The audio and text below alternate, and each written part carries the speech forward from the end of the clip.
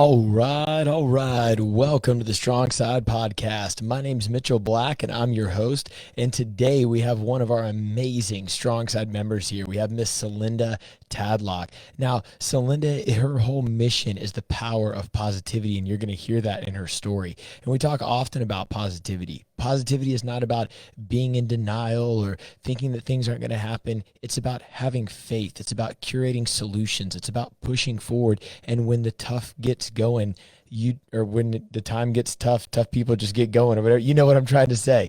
But that's the whole point of this show, is that it's just about pushing forward. She's going to share some of her amazing stories, some things she's done over the past year, and a very relatable way of how you can use positivity in your life to be your best self. Now, before we get going with Miss Celynda here, remember, this podcast is live streamed on our YouTube channel and on our Facebook. You can comment while it's going on and we'll answer questions. This is also available anywhere that podcasts are available, from Apple Music to Spotify, you name it.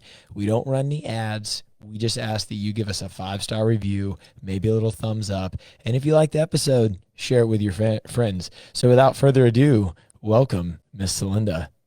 Thank you. It's great to be here. Was really excited that you asked me to come talk to the members and to talk to everyone about positivity. Yeah, man, I'm so excited that you're here. I mean, I've known you like 3 years or so, and it's always, no matter what level of responsibility you have in your life, it's always just like, look, I'm here to do better. I'm here to be better. Like, let's just push forward to good times. Thank you. I appreciate you recognizing that, because I think that really has become part of what you said, my personal mission, so I definitely have a very positive look out on life. Try to always have a very optimistic attitude. And I think as we look at people that, having that perspective that my glass is always half full, not half empty.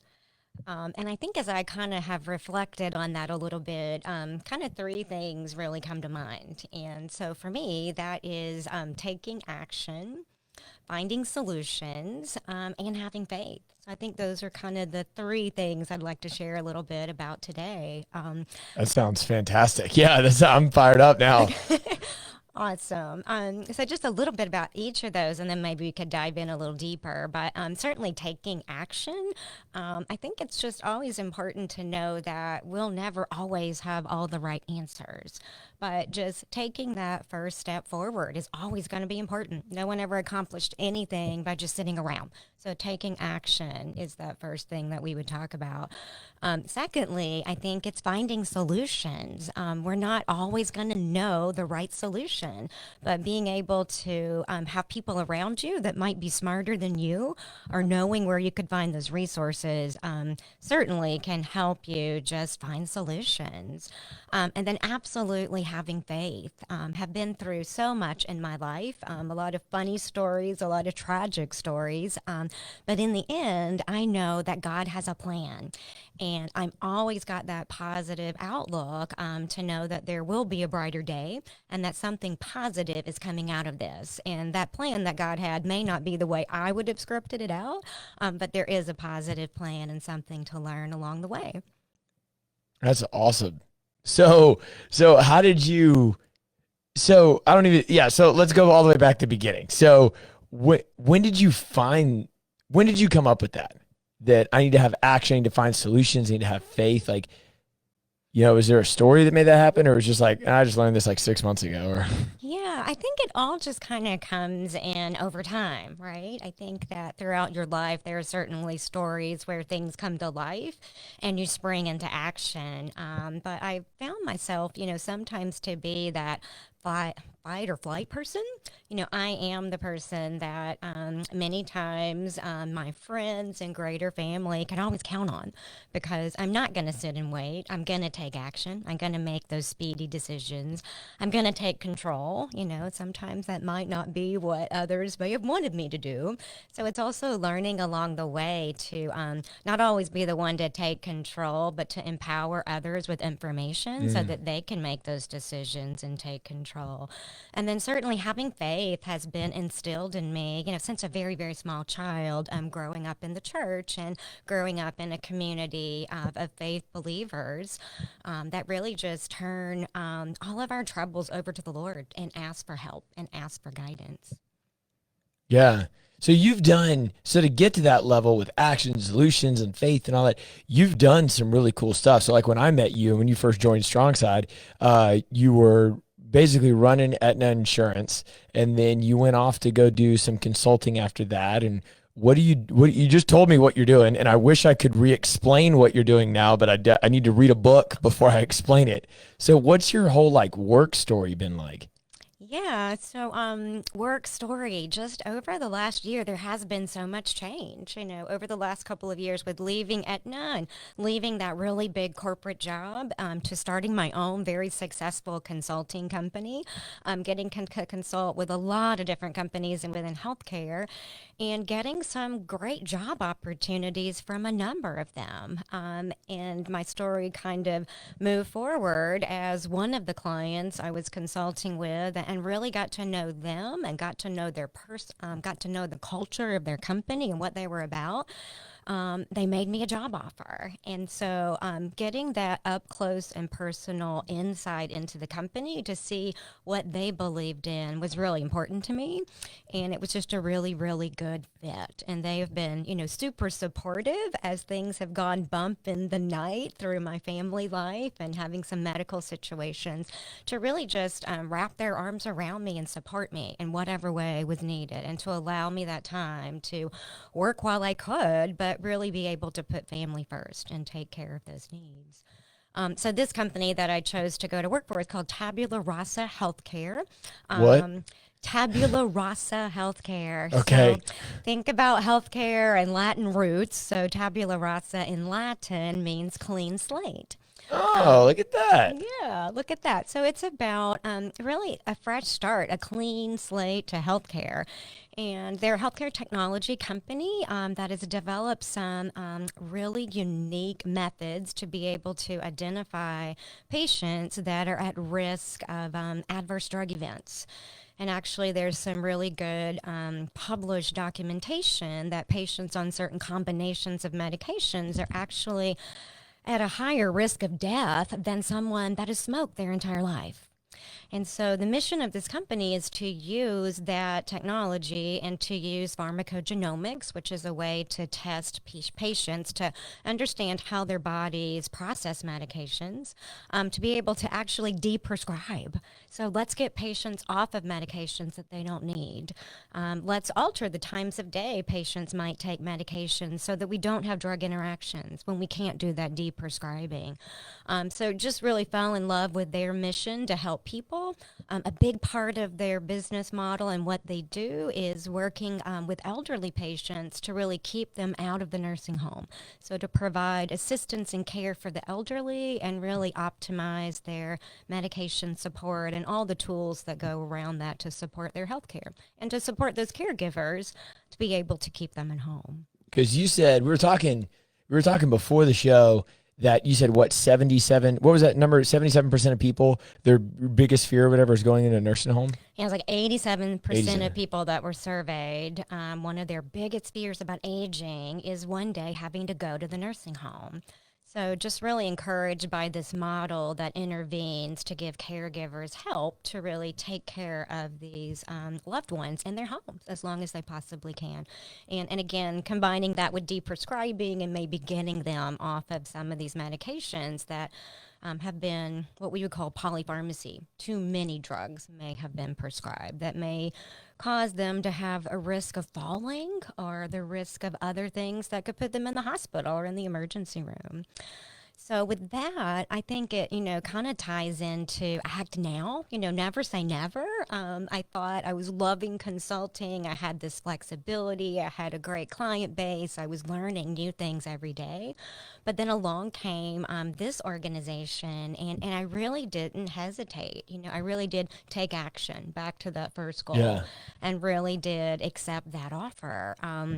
It was not too long ago, just a few weeks ago, someone had sent me a link to some information that talked about time. And that also kind of made me reflect that you do have to take action, and you need to move swiftly, because we spend so much of our time. This article said that 96 times a day we all look at our watch or we look at our phone, and we're looking for the time. So, is it time to eat? Is it time to go to the gym? Is it time to pick up the kids? Is it time to go to church? Is it time to go home? What's it time to do? And probably before we finish here today, everyone's going to be saying, is it time for her to be quiet? Is she ever going to stop talking? That's funny. So that's a really good point. I was actually in a conversation. I want to touch on your job here in a second, just to firm that up. But I was talking to somebody last week, and we are talking about like getting up early. And I'm a huge fan. First off, I hate getting up early. Like if we could all just work out at like 1 PM, that would be fantastic. But like I get up at 4 and some people get up at 5 and like whatever. But if you can take 2 hours, so the average person gets up at 7, let's just say, and you're up at 5, multiply that by a year, you will have 2.5 more months than your competitor. Wow. And that's like a lot of time that you can do stuff, right? As long as it's productive. But so just to close the loop on your job, because it's really interesting. It sounds like, and I could be wrong, but you've seen like all those memes where, it's like I take this drug for this drug, but this drug, gives me this pain, so I take that drug, right? Like it's like all the laundry list. And it sounds like you guys are coming in and being like, okay, all right, what's needed, what's not needed, what's interfering, and how do I remove the cross-contamination of these drugs per se, so you can be on as little drugs as possible, preserve your ability to go into the nursing home for as long as possible, and live kind of a healthy life for the majority of your life. Absolutely. So that really tied into my mission of I love health and wellness and fitness, and I'm a pharmacist. So it's kind of counterintuitive that you'd want to deprescribe drugs. But certainly we've heard, for many, many years about personalized medicine. But what we're really infusing here is what we call precision medicine. So we are using the genetics, using that cheek swab, using the pharmacogenomics to really have a precision prescription, a precision plan for that patient to get rid of what they don't need. So will you be able, because I've been researching this a lot, and like, will you be able, or how close are we to, I come in and I got X pain, and then you come in and you have the same X pain, discomfort, whatever. You swab, however you're going to do it, get our genes, and within ratios or in total amount, we're getting 2 different prescriptions because they're proprietary to our genetic makeup. So there's limited side effects. Absolutely. So you and I could be totally different in that genetic makeup. And so it's important to really have that information to get to that level. And then what also becomes really important is dosing of drugs. I mean, we think about the nation's opioid crisis, and patients are in pain, and the medications go up and up, and the doses go up, and they become addicted to these pain medications. But when you start to look at their pharmacogenomic profile, it's really important to look at these other drugs that they're taking, because sometimes these other drugs are attaching to these receptors that are required in the body to get activation for the drug to work. Mm-hmm. And the opioid drug can't attach because these other drugs are attaching to the receptor sites first. It's like nulling it. It's exactly. Like putting a coat on it. Exactly. And so you take more and more and more, and then easily you could end up with an overdose. And never really get the benefit of that medication. Whereas if you space things out, you may be able to get that opioid to attach to the receptor, and therefore be able to have a lower dose and hopefully eventually not need the medication. Is there any way to like if I'm taking, like if I'm getting addicted to painkillers, is there a way or a method to see how much pain I'm in? Because like pain is subjective. Level 10, I'm a level 10. Like, could you... Yeah, can we read that? It's always very subjective. I mean, NCQA, the National Council for Quality Assurance, has a guideline, and anyone that's probably been for a doctor's visit or been in the hospital with pain, you'll see that. It's a scale of 1 to 10, and you'll see the 10 has the very frown face, the face that's in pain. So it's really like a scale of 1 to 10. So really only a patient can assess that, and everyone has a different level of pain tolerance for certain. That's really neat stuff. I mean, that would be awesome if we could create drugs that cured the disease, like for that person individually. Absolutely. It's really neat stuff, man. So you touched on it a little bit when you were like getting the culture of my job, and maybe you can share stories of your culture, but like the biggest thing that got me being like, wow, like talk about power of positivity and get Celynda on the show and what you just talked about with, they let me work from home a little bit is, I don't know how much of the story you want to share, but I'll tell you this, that like, so on Christmas, it was around Christmas time, we were having all of our team over, and I'd done this once with you before. I needed a game. I was like, okay, we need a team building activity, but they're bringing their spouses, so it has to be a little bit less interpersonal, like whatever. So I'm like, who would know a really good game to bring our team together? And you had given me some before, so I called you up and I was like, hey, kind of need your help, expecting something totally different. You gave me some great games, but you told me about like what had just happened in your life. And when I think about somebody taking action and what you did with, I have 2 kids, I have the situation, I just stopped the business that I just created to go basically run this other company, I got this husband, yep, boom, boom, boom. And it was like divide, conquer, take action. Oh, and by the way, here's a game you can play at your Christmas party. Absolutely. Yeah, I'd be happy to share that. I remember it really vividly. It was, I think, on a Friday. Wasn't your party on a Friday or a Yeah, because Saturday night? I'm definitely a last minute planner. It was like an hour before the party started. Yeah, the day of the party. And I remember I was driving in Louisiana, somewhere between a rice field and a crawdad field in the middle of the country. And I got your text message while I had stopped at a stop sign. So I think I texted you back and said, "Can you call me?" Because I had a long drive ahead of me, so I could talk. I had that windshield time, but I couldn't text. So yeah, we chatted and I shared with you what happened. So to kind of back up on that story, it kind of started back in November. It was around mid-November. My husband Gary, our oldest son Michael, I remember him sending us just like a family group text of getting a COVID test. So there he was, with the nurse, and typically, just like for those of you that know Tad or those of you that know Michael, they're always joking. They're the humor in my life that makes life really fun. So he had sent this family video, of getting this brain biopsy, of the COVID test, and really joking around with getting close and personal with the nurse, and giving her a hard time. So it was just all really comical. But I know that our hearts all stopped, because I know being in healthcare, it's usually the people that have comorbidities and that are sick or that are older that really have the most complications. But you really never know. And Michael's very young and healthy, and we have a daughter-in-law, Amanda, and we have now a 5-year-old granddaughter. So we are hoping, everything's going to turn out just for the best, so we all just kind of went about our ways. And then a few days later, I think he had a 104-degree fever, but he was still okay, and he actually made it to day 14 and got to come out of quarantine, and he was kind of feeling okay. But then by that next day, developed really severe pain and ended up in urgent care and in the emergency room, and then ended up in the hospital. And so I wasn't really sure at first what was going on. There was some pancreatitis and there was a gallbladder problem. And what we later found out after 42 days in the ICU and a lot of going back and forth and a lot of care was that it was COVID-related inflammatory multi-organ syndrome. So Michael ended up not just with the gallbladder failure to be removed, but also with pancreatitis and acute kidney failure, acute liver failure, sepsis, infection in the blood.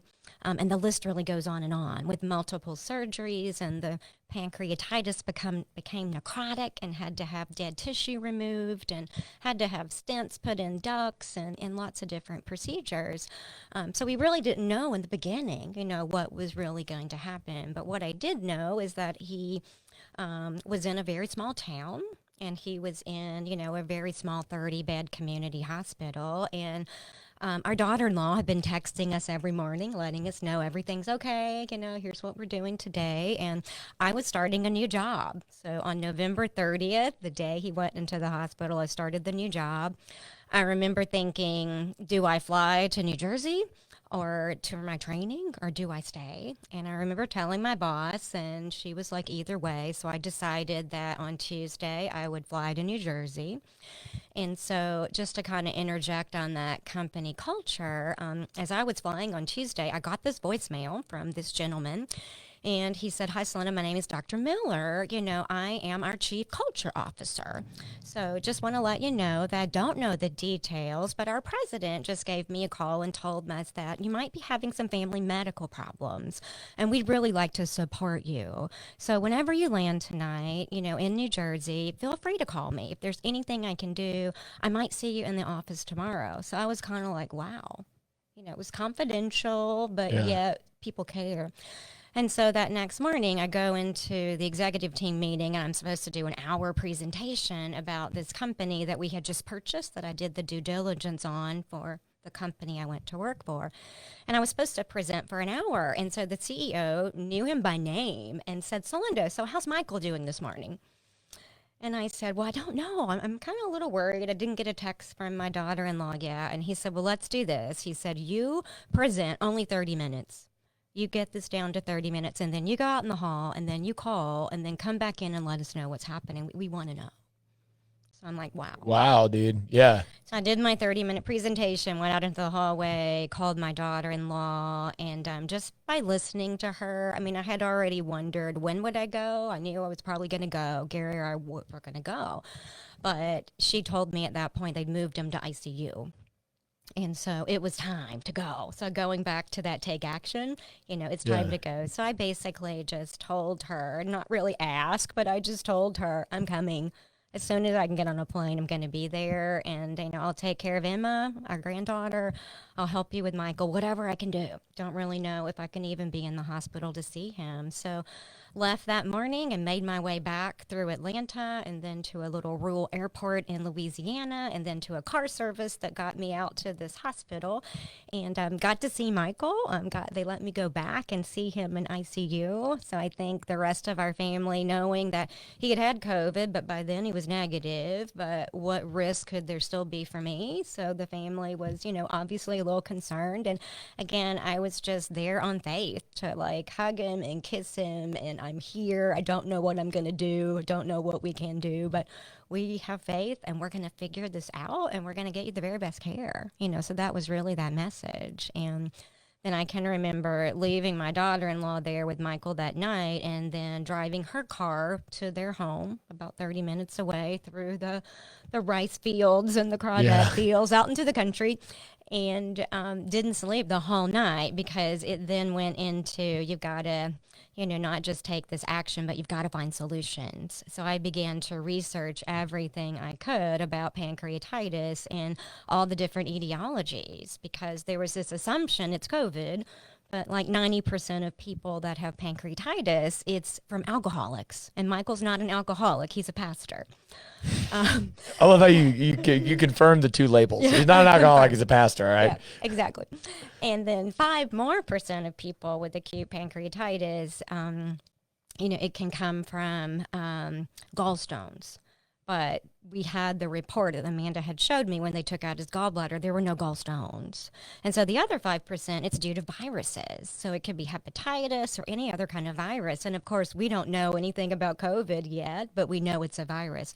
So I began that night to do all this research. So I'm finding all these case reports on acute COVID-related pancreatitis and acute COVID multi-organ failure. So, it's not just about the lungs being impacted, but it's a multi-inflammatory condition that can impact lots of different organs of the body. So Michael just happened to have the first one be the pancreas, which then caused the gallbladder and all these other unfortunate things to happen.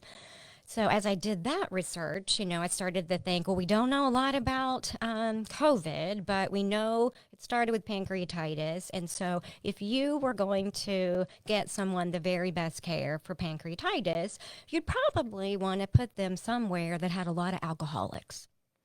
So as we thought about, would we move him to Houston, 3 hours away, where there's family in Texas and there's friends in Houston, or would we move him back to Atlanta, where we could be here and have our granddaughter? What really came to mind was New Orleans and Ochsner in New Orleans. And in doing that research, found out that Ochsner is one of the top 2 places in the country for pancreatitis for that very reason. We had a lot of alcoholism in New Orleans. So that really became the place to go. And then to further kind of bring that back home to the culture of that company, before I left New Jersey that day, they were asking me a lot of questions about what could they do. Could they give me flyer miles? Could they give me hotel points? Could they send us food? And then I remember the president saying, by the way, Celynda, she said, I went to pharmacy school with someone that went on to medical school. And then she later became a doctor, and now she's the medical director at Ochsner. So I know Michael's somewhere in New Orleans. So if you ever need any help at Ochsner, let me know. So all of these things came together. So I can remember being outside the ICU. Michael was still in ICU, and the COVID protocol changed. So they'd no longer let me back there. It was only our daughter-in-law could be with him for the entire admission. So I was in the ICU, but Amanda would send me pictures, send me pictures of what was going on. And Michael had this rash. And so I was convinced from looking at the rash and looking at the vancomycin that was hanging that he had what's called red man syndrome when they infused the vanco too fast. So began to, really know what was in my heart, that my mission was to go there and to really empower my daughter-in-law with the information that she would need to make a decision to transport him, to get him somewhere. So I was already navigating where to go and who to connect with. But just, trying to be, in this case, not the one to take charge and make the decision, because this is her husband. She and Michael have to make that decision. And so it was really almost like that silent partner. So we had a lot of, great conversations, obviously, about what I would do and supplying information, and other conversations with the broader family about what to do. But I think ultimately, looking back, that mission was to go there and to take action, but it was to empower her to be the one to take the action and have the tools that she would need. I can also remember we had some comical moments when, Michael was on Dilaudid. So he was on pain medication. So he probably wasn't thinking very clearly. And when Amanda had decided, yes, it's time to move, he said, absolutely not.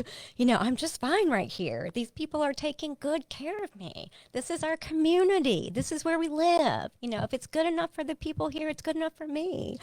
But, I kept telling her, he would never say those things, that he's undilaudid, that we've really got to step up and help to kind of make that decision. So long story short, I talked to Dr. Nelson, who is the medical director at Ochsner, and she said, absolutely, when I told her what was going on, you need to get him here and you need to get him fast. And she said, I even know the doctor who's the pilot who works in the transport center. Of course you do. Absolutely. Yeah. So let me not only take care of this here, but just just tell me when you're ready. So I took down all the information. And then I think when the time was right, when Amanda felt comfortable, when Gary actually called him one morning and talked to him about Gary's view on it being time, that this place is doing all that they can to take care of you, but you're very complicated. And don't you want to be somewhere that if something else goes wrong, that they're going to have all the tools and the resources to support you. This place is doing good,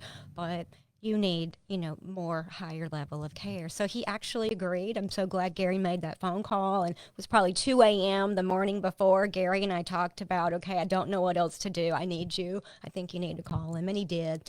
So that worked out really well. And then I'll tell you that no soon as Amanda did tell the hospitalist that we were ready to move, they really sprang into action, because it really just did confirm he was complicated and he did need a higher level of care, and they were doing the best that they could. But, it was time to move on, and moving on meant Michael being transported, Amanda and I driving 3 hours to New Orleans in the middle of the night and getting there at 3 a.m., and navigating all the care of their 2 dogs back home and our 4-year-old granddaughter, and all the challenges that go with another place, getting a hotel. Luckily, that was connected to the hospital so that she would have a place to stay, and me staying there for a while, and then eventually going back to their home in Louisiana to care for our granddaughter and to keep her in preschool 4 hours a day, and telling my employer, okay, I can come back now. I can work 4 hours a day. But then we both got fevers, and then we both had to be COVID tested. So could not send her to preschool. So kind of back to the employer again. Oh no, just kidding. I can't work 4 hours a day because, Yeah. I've got to chase around my wonderful little 4-year-old granddaughter, which was great. Some really good times there. And you can't make up all the comical stories that happen, when you're in the country and you're in a different place. And luckily I grew up in the country. and When you look at your three things, so action, solutions, and faith, do you feel like that they're maybe per situation, like based on this situation, I need to apply more action or I need to apply more faith, or is it all the time? Because you could have gone through that whole thing and you could have done one of them. You could have been like, God's got it. I'm not going to take any action or find any solutions. Or you could have, done like paralysis by analysis and tried to take a whole bunch of action and stressed everybody out, not had any faith on anything. So it's like, it sounds like how do you view that? Is it per situation or is it just you need all three all the time? Yeah, it's really not. I think you've got to have all three all the time. Because faith is not about just putting your head in the sand and saying, God has got this. It's not. God gave us a brain to use our brain, to take those actions. So it's not just about turning it over and not taking action or not doing things timely. But it's definitely a combination of all three. I think because you have faith, there's going to be a positive outcome. It may not be that outcome that you projected. There can be some negative things along the way that you didn't plan for. But through those negative things, there's a lot to be learned. And you find that silver lining, and I can say certainly through this situation, our family grew a lot closer. Not that we weren't a close family before, but even our extended family grew a lot closer because of the critical situation that we were facing. Yeah, you all had pressure and you all had to figure something. And Michael's cool now, right? He is. Okay. He was texting us today. He's back in New Orleans at Ochsner today getting testing. And so far, all the blood work that he's sent back and all the tests have been really positive. So just a big, big praise there that it's a miracle, that he's a survivor. And I think we've all grown closer through the whole ordeal. That's awesome. That's wonderful. Yeah, that is a crazy story that requires so much action. I can feel who does that? Work backwards? Okay. So, I mean, just the idea that he could even get to that level, that's the 1% of the 1% of the 1%. So that's already nuts. And then let me triage it. That's what stuck out to me. Well, if I have pancreatitis, well, who has pancreatic problems? Let me go find the alcoholics. Well, where do they go? That was some reverse engineering, first principle type stuff. That was awesome. You talked a lot about your granddaughter, and that was the first story that I was like, this woman, this family is a pusher, in a good way. I'm going to find something good. You guys really did some amazing stuff with how you got her. We did, yeah. Her name is Emma, and Michael and Amanda went through the foster care system and received Emma. And she was just about 13 months old, I think, when they received her, and she just turned 5 years old now. And so it has been a very, very long process, and they're now her official guardians and just waiting for that official day from the state of Texas to officially adopt her. But, certainly there's so many children out there that are in need, that have broken homes. And, Emma's just one of those few examples of the many, many children that are out there. So yeah, it was really just stepping out. I think if you give birth to a child, you don't know what you're going to get. And you certainly go through any kind of domestic or international adoption or foster system. You also have no idea, what you're going to get. But she's so well adjusted. You've seen her. I brought her in here and, had a real cute video of her just sitting on that rail. I had told her, whatever you do, don't get on the workout floor. You have to stay behind the rail. Don't put your feet on the floor. So she just swings over and never put her feet on the floor, but she still got on the other side and sat on the little benches there and was just, go, Mimi, go, Mimi, and I was like, well, she's not wrong.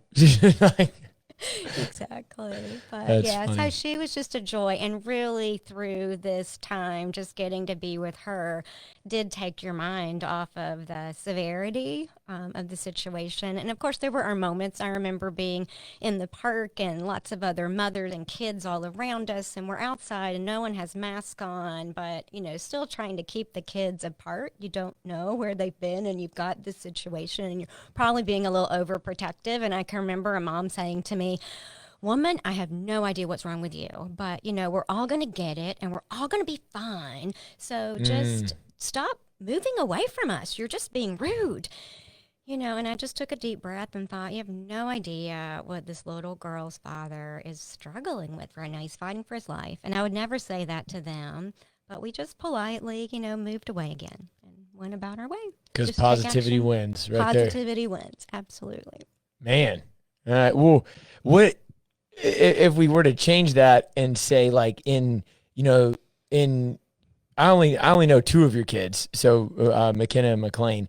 With them or like with work or like how have you used, because that's really cool. I didn't know you're going to bring that to the table with like those three deals. Can you think of like work scenarios and stuff where you've used that and be like, look, dude, I had to just take this action or I found these solutions or I just had faith that I was going to get there? Every day, because in the business world, as fast as things move, I fully believe we need data to make it to understand the information to make good business decisions. But things move so fast that if you wait till you have 90% of the data, you are never going to make an action. And if you're ready then to make that action, it's too late. That window of opportunity is gone. So there's also, I think, a good business environment would be an environment that is agile and it does support swift business decisions and making those decisions. And that on the faith side, you want that your employer to have faith in you and faith in your employees that things are going to be okay. But more importantly, we're all going to make mistakes. We're not always going to make the right decision. So more importantly, for that employer to have your back, I'm going to have your back if something goes wrong. We're in this together.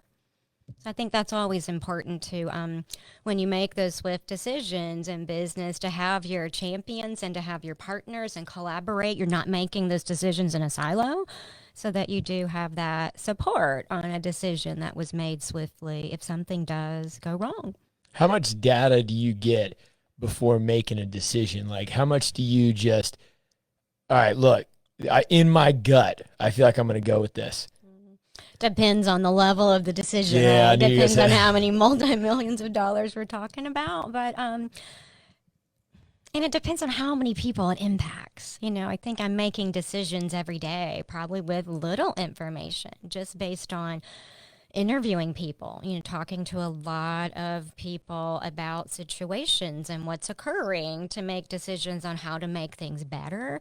And I think as I've come into this new company as their chief client officer, originally I had people coming at me from all these 10 different divisions wanting to move their employees to me. Everyone in account management, they want to move to me. And I'm like, no, I want to pause. I want to look at what's going right and I want to build something better.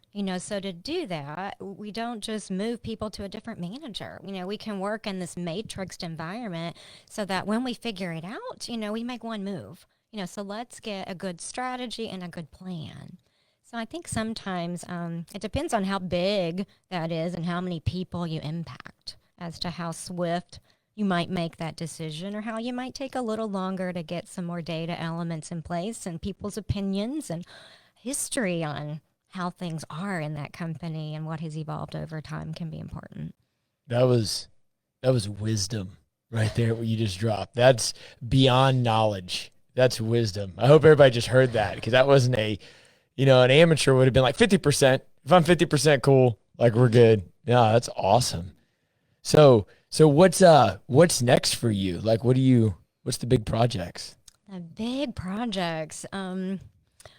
Well, right now I've got some really big revenue targets to hit. So I mentioned from a work perspective and being new at this company, I'm going to be responsible for a lot of upselling of new products and services. Some I found out I've also got to build before I can sell. So I'm also got involved a little in the product development side. And I'm trying to cross-sell a lot of our existing products into other customers. So we have a customer, we have 10 products, but maybe that customer buys 2 of them.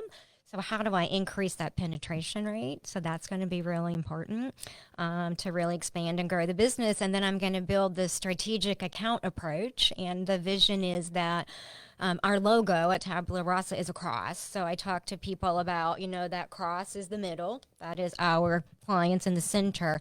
We have all these products and services around them. So we need this strategic approach. They're not going to buy everything in our toolbox, but we really want to work with them to have a strategic account plan and look at what we've done for them lately and what's working and what are their business needs and challenges for their patients.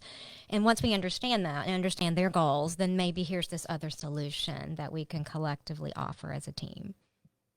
That's really good. It's really for the people. Like, it sounds like your culture, your environment is like, that's like you're all for you're trying to turn it over to other people is what it sounds like. It doesn't sound like it's I don't know if I want to use the word selfish, or it's not for somebody else. Everything you're describing is, I want to go help other people. I want to do better for other people. I want to make something that can make an impact on other people. Absolutely. It's about being a better person every day and making the lives of everyone around you better every day.